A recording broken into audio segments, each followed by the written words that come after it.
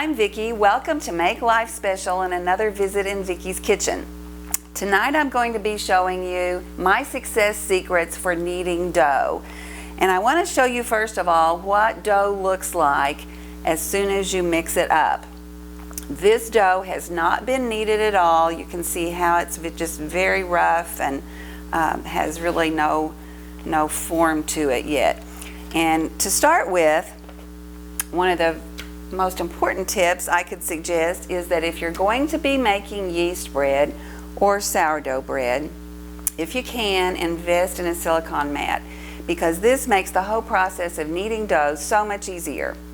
And to start with, we'll put a little flour on the mat. And I also need to flour my hands.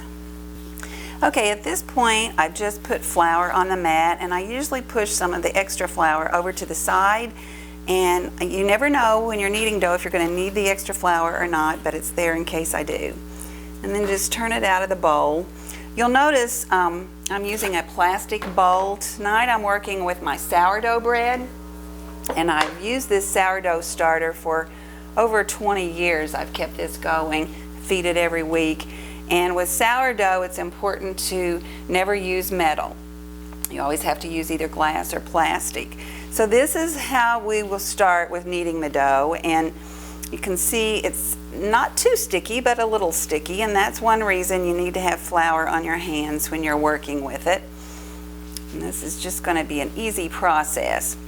I think a lot of people don't try making yeast breads or working with this type of dough because they're uncertain about how to knead it. This is a very important step in making yeast dough. You do this right after you mix the dough and before you let it rise for the first time. Now this is a good way to show you on the kneading process. Okay, so when you're kneading the dough, you want to use the heel of your hand to push it away from you and then pull it toward you. Give it a quarter turn and do the same process. You'll knead the dough for about 10 minutes to develop the gluten in it and to have a very light and fluffy bread.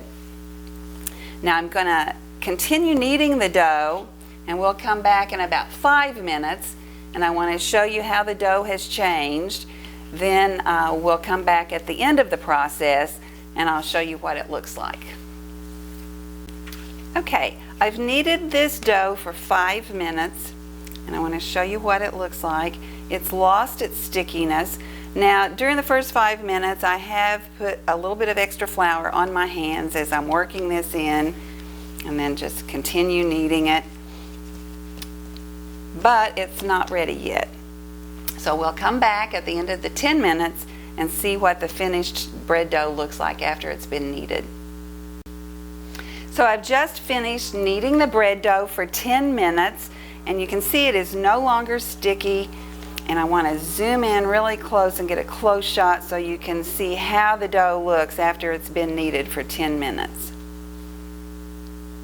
Tonight I've shared with you several success secrets for how to knead dough. Enjoy.